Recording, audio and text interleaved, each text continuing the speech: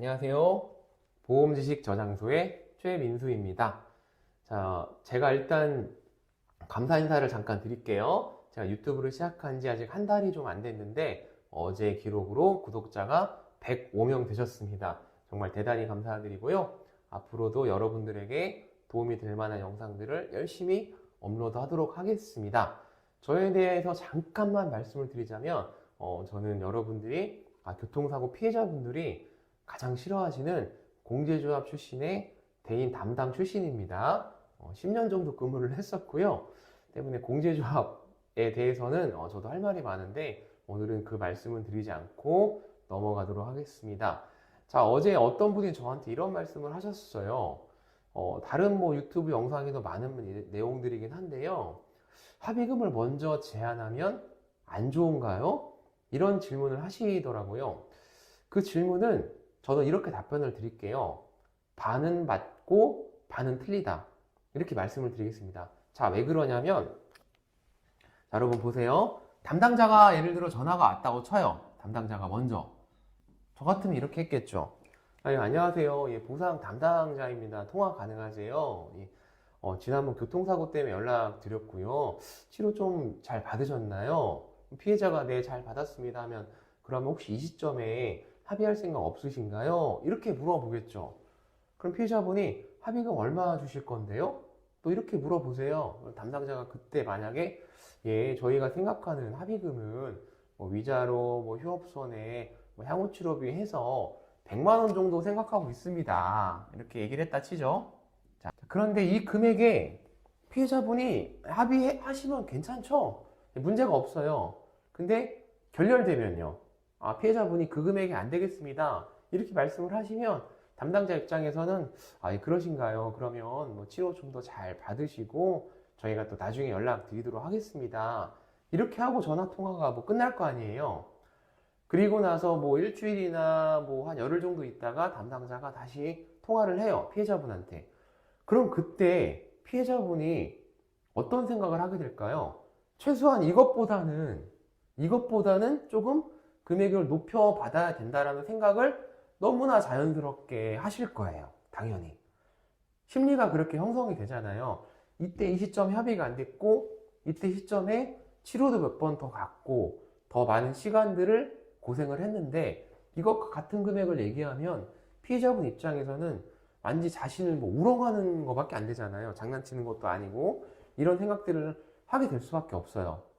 합의라는 게 사실 어떻게 보면 대화와 타협이지만 거기에 서로 간의 감정 소모도 굉장히 많이 들어가기 때문에 감정적인 부분이 그래서 합의금을 담당자가 먼저 제안을 했을 때 결렬이 되면 피해자는 다음에 조금 더 높은 금액을 생각을 하게 되는 거죠. 이 관계가 역으로도 그대로 성립을 해요. 자, 보시면 예를 들어 이때 담당자가 이거 선생님 어떻게 100만 원에 합의하시면 안 될까요? 라고 이렇게 제안을 했어요. 근데 피해자분이 여기서 만약에 구체적으로 금액을 얘기를 해요. 저는 100만 원에 안 될 것 같고요. 한 150만 원 정도는 받아야 될 것 같습니다. 이렇게 말을 했어요. 이거는 적극적으로 자신의 이제 의사를 전달을 한 거죠. 이렇게 얘기하면. 그러면 역으로 담당자 입장에서는 어떤 생각을 하게 될까요? 그럼 150 주면 합의가 되겠지만 담당자 입장에서는 그러면 150은 좀 과하고 한 130 정도 어떠세요? 이렇게 생각을 하게 되겠죠. 예. 그렇기 때문에 여러분들이 한번 합의금을 담당자에 먼저 제안을 하게 되면 그게 좀 마지노선이 되는 건 맞긴 맞아요. 하나의 기준. 이 피해자는 이 금액이면 합의가 되는 분이시겠구나. 그러면 타협을 들어가야지. 자, 그럼 이렇게 말씀드리면 또 어떤 피해자분들이 이렇게 말씀하실 거예요. 그러면 제가 여기서 300만 원 부르면 한 250이라도 맞춰주지 않을까요? 또 이렇게 생각하실 것 같아요. 근데 애초에 이 피해자분의 상황이 이 담당자가 서류를 검토해 봤을 때 한 250 정도 가능하신 분이면 설마 이렇게 부르겠습니까? 이렇게 부르면은요, 담당자가 피해자한테 잘못하면 욕먹어요. 담당자는 피해자한테 욕을 하고 그럴 수는 없잖아요.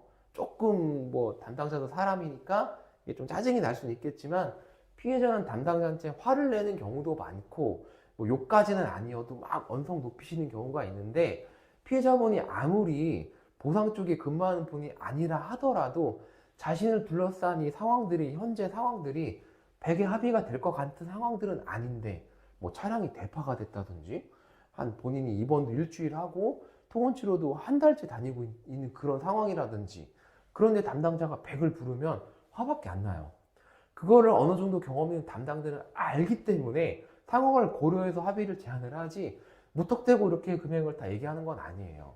그렇기 때문에 갭 차이가 너무 많이 나면 오히려 방법이 없다. 그러니 제가 다시 한번 정리해 말씀드리자면, 담당자가 100만 원 제안을 했을 때 뭐 이 정도 금액을 만약에 얘기를 하신다면 타협의 여지가 생기는 것이고, 담당자의 머릿속에는 아, 이분은 이 정도 금액이면 합의가 되겠구나 라는 그런 인식을 심어주기 때문에, 서두에 있었던 여러분들의 저한테 하신 질문, 합의금을 먼저 제안하면 불리하지 않은가요? 라는 질문에 대한 답변은 어떻게 보면 맞고 어떻게 보면 틀리다 라고 말씀을 드리도록 할게요.